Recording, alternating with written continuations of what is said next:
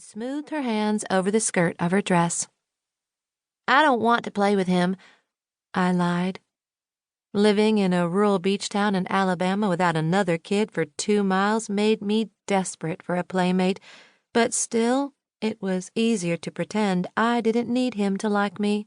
Even as children, I believed humans were programmed to save themselves from embarrassment and feelings of inadequacy, and it was obvious to me that Elias would not want to play with me. "Enough." Mama headed toward the door. "Be sweet to that poor boy, Sonny Ray." I scowled. I hated when she used both my names. 1, it sounded dumb. 2, it told me she meant or else. Crossing my arms with a determined huff, I decided at that moment, when I grew up, I would change my name. The unoiled hinges to the wooden front door creaked, and I peeked around the living room doorway. Even though Mama made a fuss over Elias when Daddy nudged him over the threshold, he wouldn't look up. I was just about to walk away when she grabbed me by the elbow and yanked me into the entranceway. "Elias," she said, "this is our daughter, Sonny." He didn't lift his head, but he peered up just enough that I could see his eyes. They were speckled with green and brown and blue, like when God made him he wasn't exactly sure what color eyes a boy named Elias Black should have, so he dipped his paintbrush in a few colors and swirled them all together. Had God asked me, I would have told him to make that boy's eyes black like his name to match the storm cloud that seemed to live on his face. That evening, dinner was uncomfortable to say the least. Elias picked at his food, mostly shoving his peas around on the plate. Had I done that, I would have gotten in trouble. Playing with one's food was not proper Southern etiquette, but Mama didn't breathe a word to Elias. I glared at him, guessing from his looks and the way he had both elbows on the table that he'd never taken a manners class in his life. When Mama asked if he'd prefer something else, my mouth dropped open.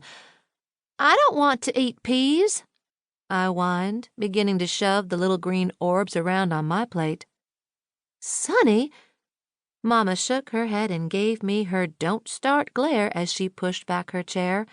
That menacing expression was followed by, "Eat your dinner." She leaned over Elias's shoulder. "Would you like me to fix you a sandwich?"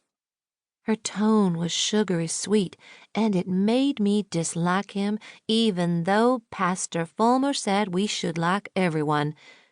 Elias shrugged one shoulder. Mama crossed the kitchen with a smile, humming while she made Elias a peanut butter and jelly sandwich. I banged my elbows onto the table, then rested my chin in my hands while staring at the boy who refused to make eye contact with anyone. He wasn't even trying to do anything, but he sure was getting on my nerves. When a plate was placed in front of him, a sandwich with the crust cut off like I ate them, he subtly glanced at me and smirked. That's when I knew. Elias Black was the kind of boy that would get sent to the principal's office, the type that would pull girls' pigtails and stick toads in their lunchboxes. It was then that I decided. Sometimes it was best to judge a book by its cover, no matter what my mama said.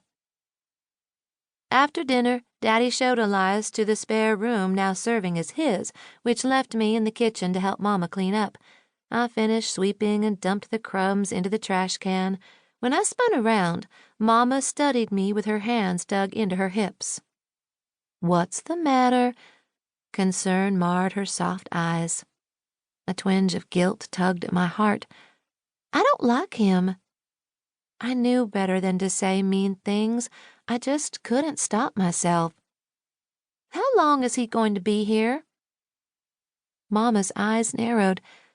"That's not like my sweet girl. Come here." She held out her arms, and I sulked toward her, dragging the broom alongside me. The comforting, warm scent of fabric softener surrounded me when I rested my forehead against her shoulder. "What's really the matter with you?" she asked. "Huh?" "Is he staying forever?" "No, baby, not